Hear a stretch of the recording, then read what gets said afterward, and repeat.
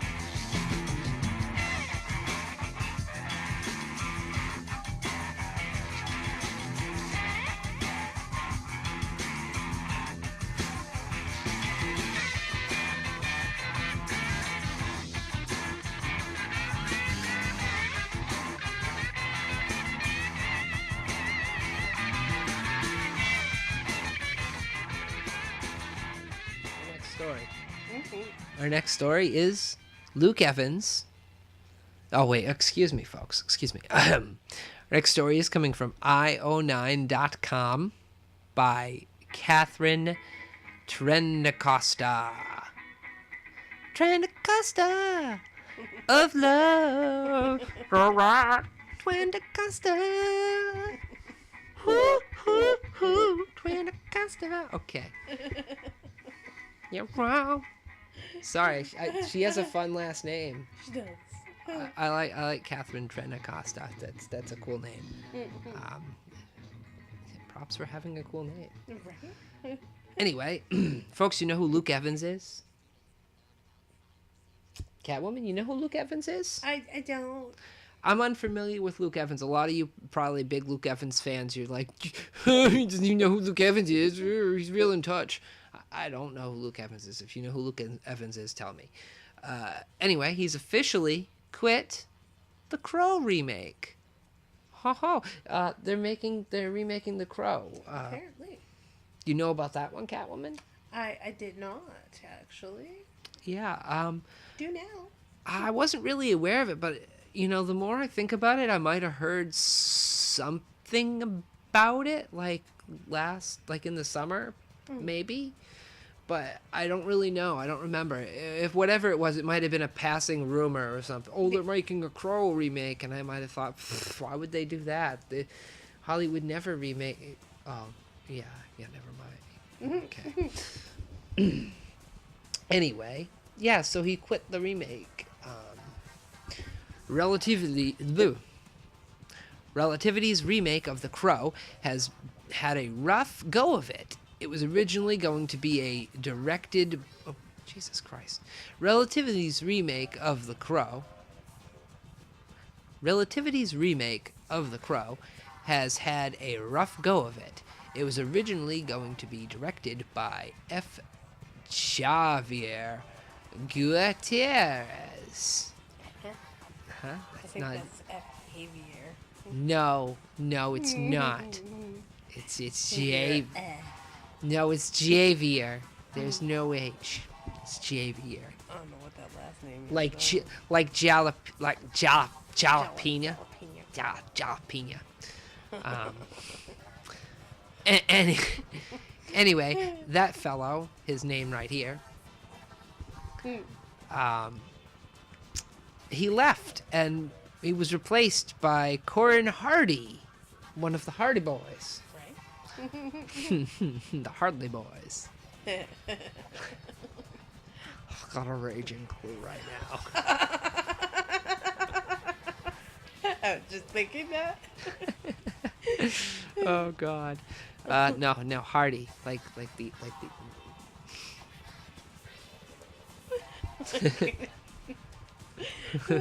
Hardly Boys. Oh, that just killed me. And now it's lost its star.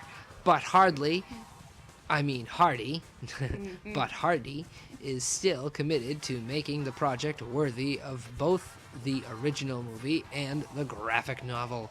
Evan's departure isn't a huge surprise since he told Dean. No Dean. No.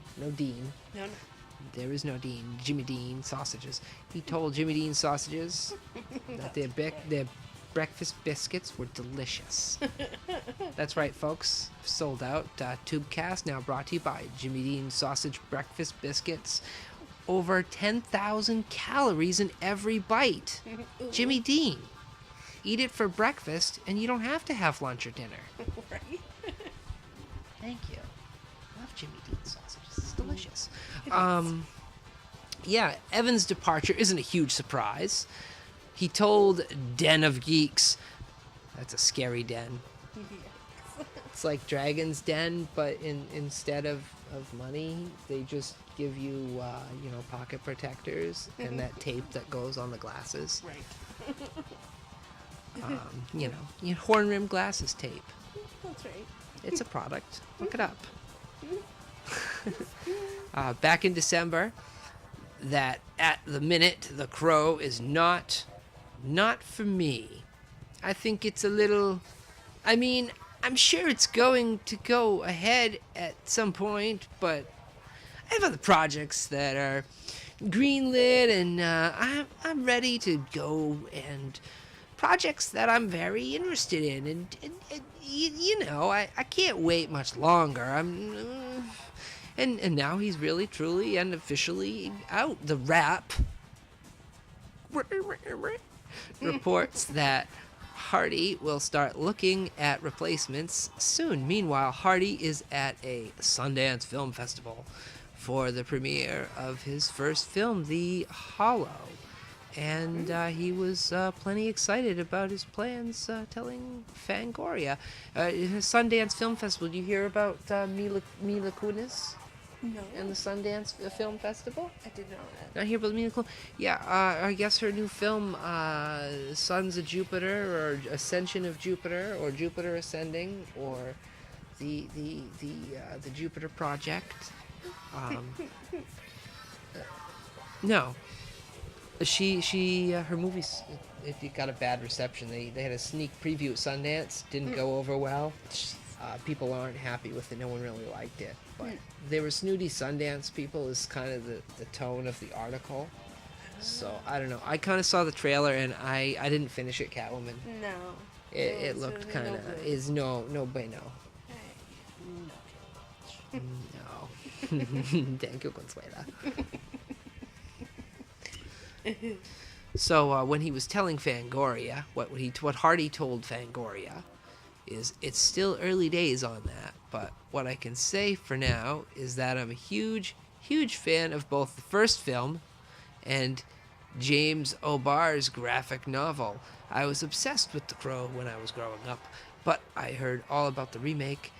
What I thought could be very interesting today, 20 years later, especially with this... Wow, has it really been 20 years since The Crow was a movie? Oh my God. Long time. Tell you folks, you know what would make me come back from the dead for vengeance? Is if they made me wear that red thing on my head. Like that dude's sister in the film. Do you remember that? Oh my Do you remember God. the red thing, Catwoman? Yes. I would rise from the grave, and I would kill all of those gangsters if they made me wear that red thing. Yeah. That's worse than throwing me out of a window. Yeah. Just saying, folks. The Crow always stood as an outsider to me. I kind of felt he would be the right character for me if I got the chance to do it. And now that I have gotten the chance to do it, I'm very much going back to the graphic novel, particularly looking into the illustrations themselves as much as the story, picking up all those beautiful ideas and details. That's what he told Fangoria, and he strangely name-checked Marvel and the Dark Knight movies, which he is right shouldn't be influences on The Crow at all. So he was pretty upset about this. He said The Crow is now part of a world where there are the Marvel movies and the Dark Knight movies. I intended it to be an incredibly emotional and brutal and all the things that you'd want from a Crow film. I want to make a movie that I would have wanted to see as a huge fan of The Crow. So there's still no word if all of this upheaval will affect the plan's 2015 film schedule. Gee, I don't know. It might be kind of hard to film without The Crow in your Crow movie, but Just a thought. well, hey, they had Casino Royale and there was no casino, so I don't. A boat's not a casino, folks. Whatever. Yeah, I know there was a casino later. Shut up. It was a long movie, not much casino. Just saying. Yeah. Yeah, No. not so much. If I want to watch The Crow, I guess I'll just watch that or one of the terrible sequels that followed it. I think there were 3 films in total. The first one really the only good one. Yeah. And I don't know. It doesn't really hold up to today, but it was all right for the time, and I kind of enjoy it. I own it, so I must like it. I like it. All right. Well, next story. Mm-hmm. Okay, and this story is from the Daily Caller. Here's the headline. Texas plumbing company can't figure out how its truck ended up in the hands of Islamic militants. Yeah, that's right. An F-250 from Texas, formerly owned by Mark I Plumbing, somehow ended up in the hands of Islamic militants. The Ford truck, once used to haul around plumbing equipment near Houston, is now being used as a military vehicle in the Syrian civil war, forcing the vehicle's previous owner to deny that he's linked to terrorists. This comes from Chuck Ross. The confusion began when a picture appeared on the Twitter account of Jaish al-Mahirjari Wal al-Nasar. Whoa. Yeah. How'd you like? Crazy ass name. How'd you like to fill out all your fucking medical forms with that name? Yeah. It shows this video. This picture. Excuse me. It shows a black Ford F-250 truck equipped with a large gun. It's like an anti-aircraft machine gun, or so it's like a 50 caliber or something. I don't know. Large gun bearing the name and phone number of Mark I Plumbing, a company based in Texas City and owned by Mark Obenholzer. Jeez. Yeah.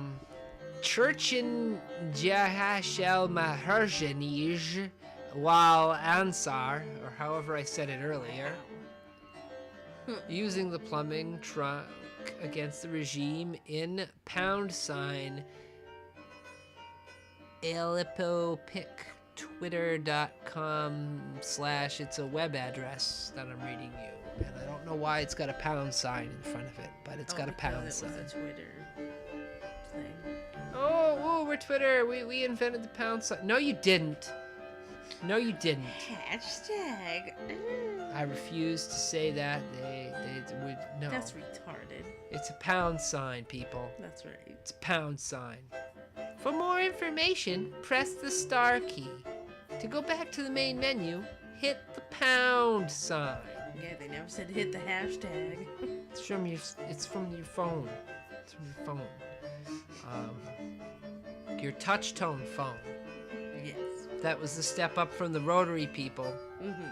You have a rotary phone, Catwoman? I have a rotary phone. I have had one, yes. I like that. Mm-hmm. It's great.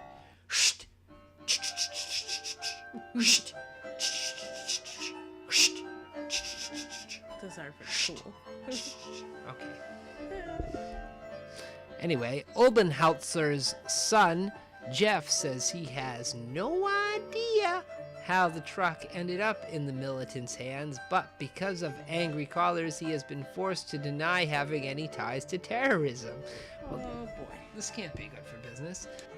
The plumbing company traded the truck last November to an AutoNation Ford dealership. The dealer told us that the truck was then sold at auction and likely changed hands several times before ending up in the middle of a civil war halfway around the world.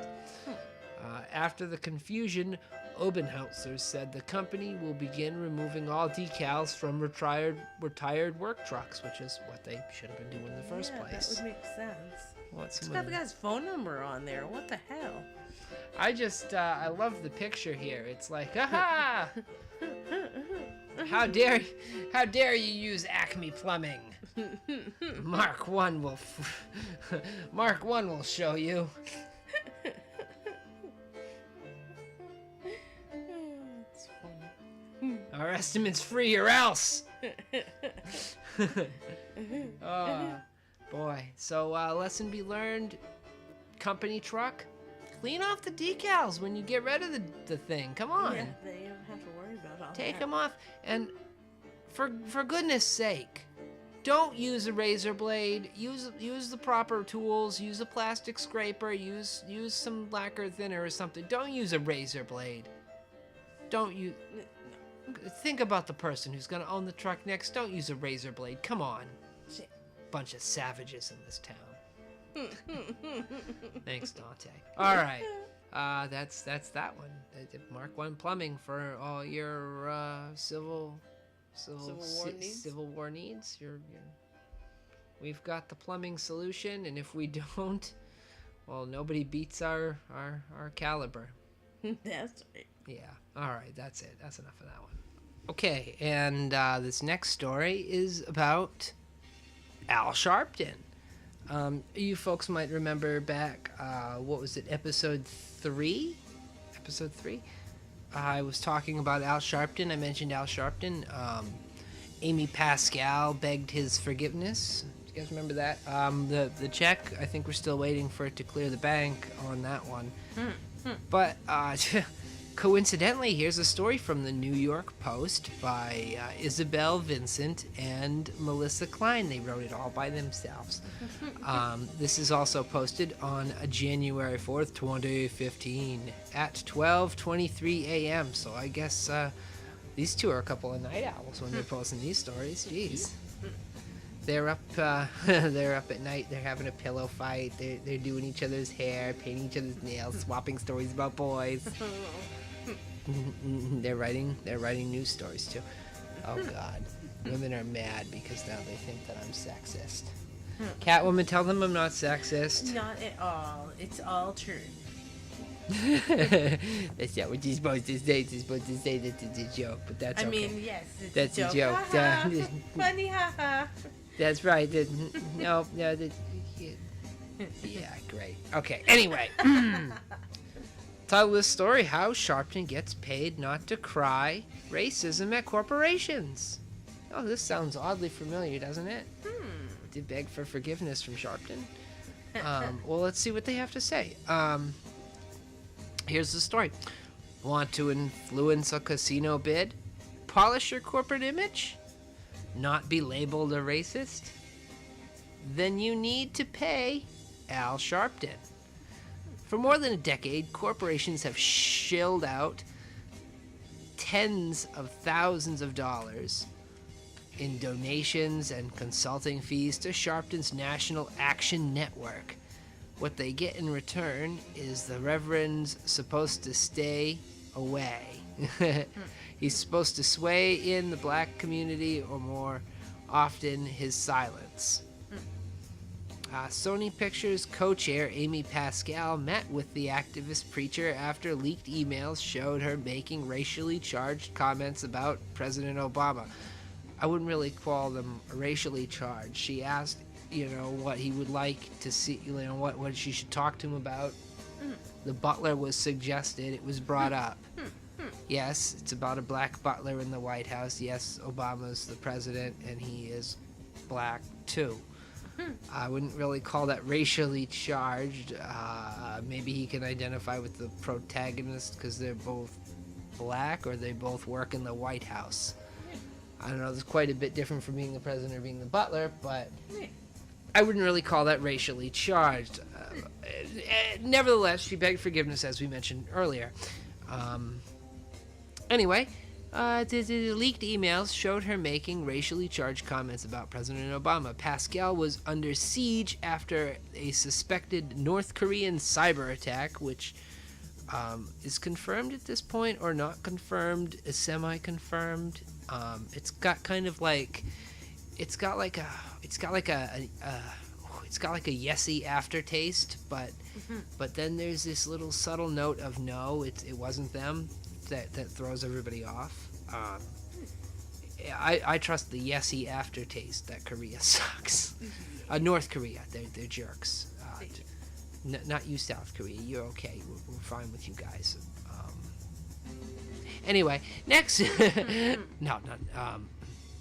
Need to pay Al Sharpton. Leaked emails. Pascal, suspected North Korea cyber attack. All right. It all surrounds the interview. Everything's all about the interview.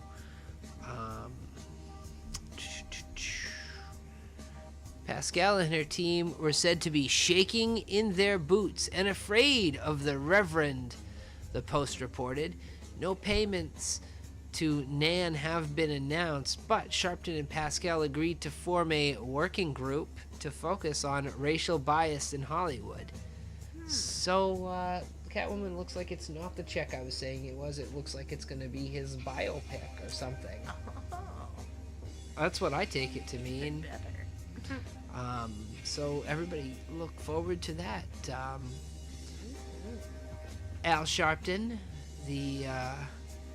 what kind of movie you think Al Sharpton's going to be in? The biopic? Al Sharpton biopic? That could be. Is that what it is? I think so. Maybe it's a theatrical. He's going to be an actor, folks. Yeah, He's, you know how they're making a Black James Bond? They're going to. That's him. That's going to be Al Sharpton is 007. Who would have known? I heard he can do a great British accent. We'll find out. Al Sharpton is the man with the golden gun. Sharpton notably did not publicly assist his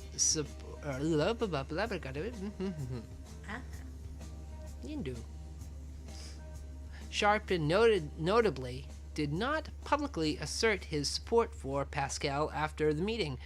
What observers say seems like a typical Sharpton shakedown in the making. Pay him in cash or power, critics say, and you buy his support or silence. Well, I would say that's about the long and short of it, wouldn't you? Yeah, pretty much. Seems to be the trend, that's all I'm saying. Yeah. Usually you do something racially bad, and money goes over to Nan, and Sharpton says, hey, this is misunderstanding.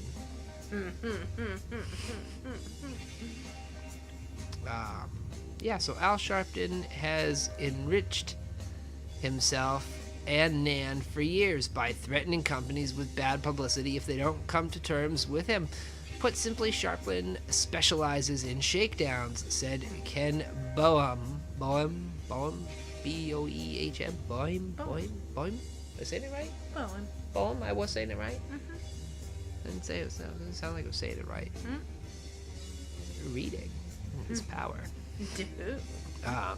Chairman of the National League and Policy Center, a vagina-based watchdog group that has produced a book on Sharpton. That's right. It was Al Sharpton and the Sorcerer's Stone. It's a #1 bestseller. That's right. We all remember that one, right? They made a movie about it. That's right. Yeah. It was the best. He was at Hogwarts. Do. And Sharpton, who now boasts a close relationship with Obama, they're They're besties. the besties, the BFFs. BFFs. Oh, they got the best friend bracelets. Yeah, the necklaces and everything. Do. I heard Obama's got the pink bracelet and Sharpton's got the green bracelet. That's right. Or is it the yellow bracelet? Did you have those? I didn't have those. But I saw those. I swear I didn't. Look, I didn't have any friends, you know. I had friendship bracelets, not the girly kind. Like, I'd wear one on my left hand, and I would wear on my right hand, and I could, like, shake my hands and be my own best friend. Popularity, folks. And, yeah, so he now boasts this close relationship with Obama and Mayor de Blasio. That bastard. Yes. We don't like de Blasio. No bueno. No bueno. And he thinks he's in his strongest negotiation position ever. Now, once Sharpton's on board, he plays the race card all the way through, said a source who has worked with the Harlem preacher. He just keeps asking for more and more money. Well, hey, if you can stir people up and get them angry enough at you, I don't see why you couldn't demand as much money as you wanted. One example of Sharpton's playbook has emerged in tax filings and a state inspector general's report. In 2008, Plainfield Assistant Management, a Greenwich, Connecticut-based hedge fund, made a $500,000 contribution to the New York non-profit Education Reform Now. That money was immediately funneled to the National Action Network, or NAN, the Sharpton Action Network. They spell Sharpton with an N when he likes to say that. No, the National Action Network.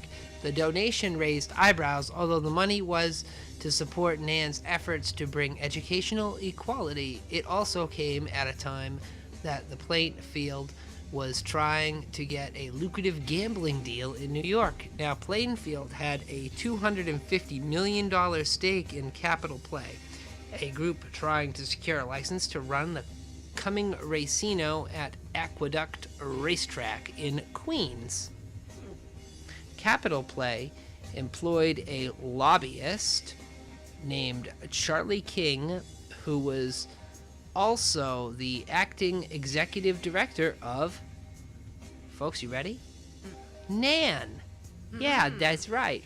Sharpton has said that most of Plainfield's contributions went to pay King's salary. King's company, the Movement Group, was paid $243,586 by NAN in 2008, tax records show. Yeah. Harold Levy, a former New York City schools counselor who was a managing director at Plainfield at the time, has denied the contribution was made to curry favor with the Sharpton or anyone else. But a year later, as the ballot for the racino license heated up, NAN raked in another $100,000 from representatives of the AEG consortium, which was the successor company to Capital Play.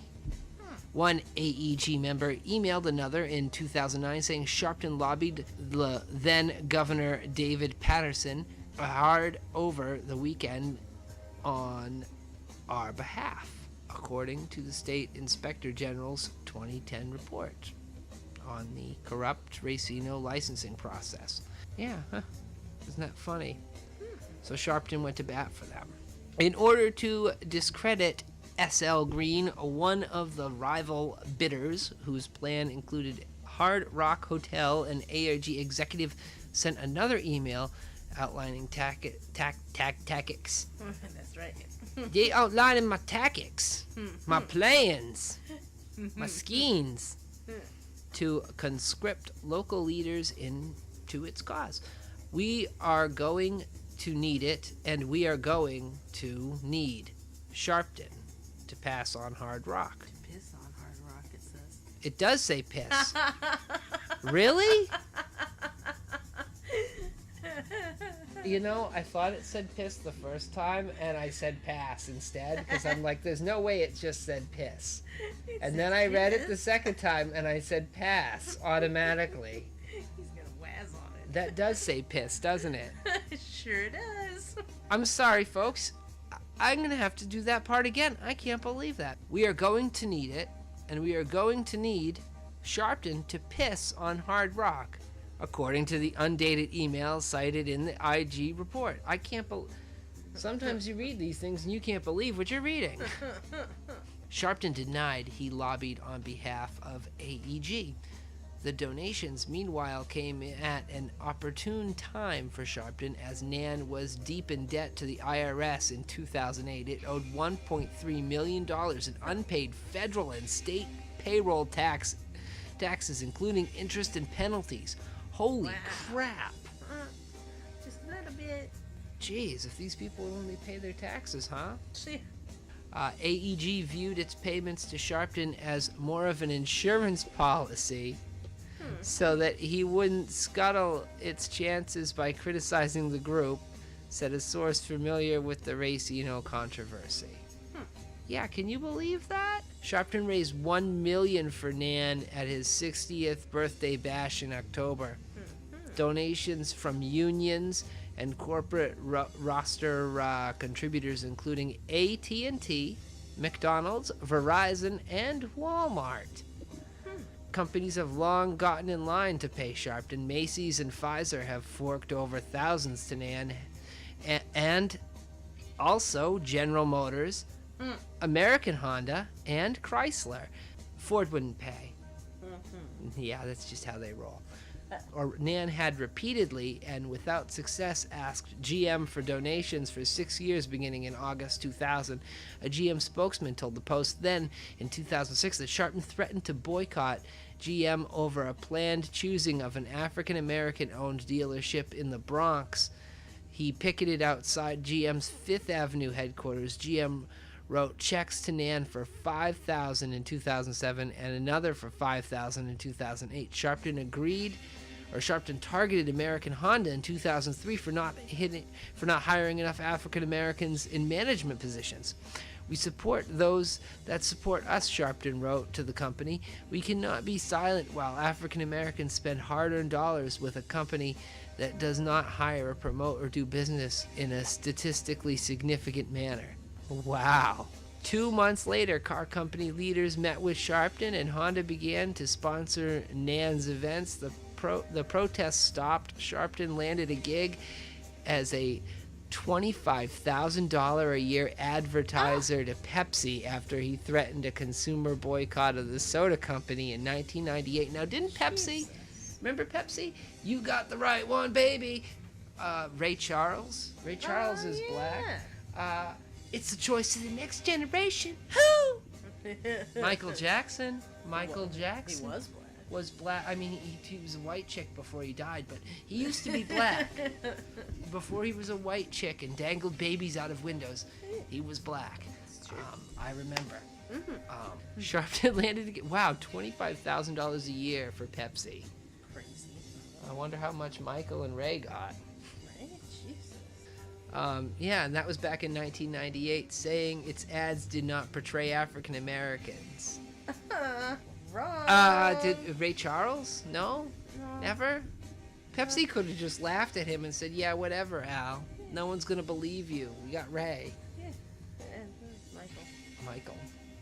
And that was all before, because we're talking 1998, so that stuff was long before Sharpton reared his ugly head. Oh, now I'm racist because I called him ugly. Well, look at him. He's hideous. Doesn't matter whether he was purple or pink or fucking, whatever color. Pink?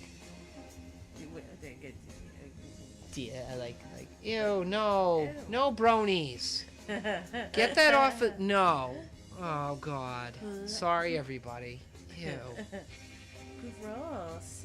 Yeah, as for Sony, Sharpton denied that his meeting with Pascal resulted in a donation to Nan. I've had no discussion with her about money, Sharpton told the Post.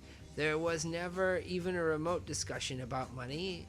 I just want fame and power, and I just want them to be pissing themselves scared. No, he didn't say that part. But he did say there was no remote discussion about money. Somehow, folks, I don't believe him. There was some payment discussed, whether it be money or not. Probably under the table cash off the books from Amy Pascal's account. Yeah. I would say. If not some promise. What do you guys think about that? What do you think about Sharpton? Let us know. Comments. Just saying, you should write some. I want to read them. Me too. Jesus, talk to me. Oh, yeah. All right, everyone. And unfortunately, folks, that's all the time we have today on the show.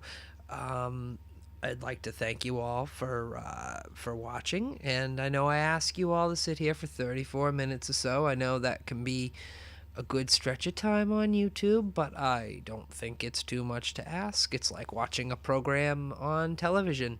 30 minutes, and hey, there's no commercials, until YouTube starts throwing them in here, but they shouldn't. We're non-monetized. Anyway, I'd like to thank all you for subscribing, subbing, subscribe. See the button? That button? You should subscribe. You click on the button, and I pop up in your list of things to watch, and you get to watch it, and you don't have to wait. So do that, and feel free to check out our last video right here. It's all about Supergirl. Also, feel free to check out our first video right here.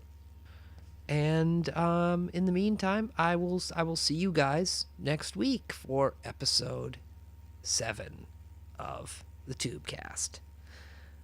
So once again, thank you to all my new subscribers for joining me, and all the people watching at home. On your computers, and thank you. Bye-bye, everybody.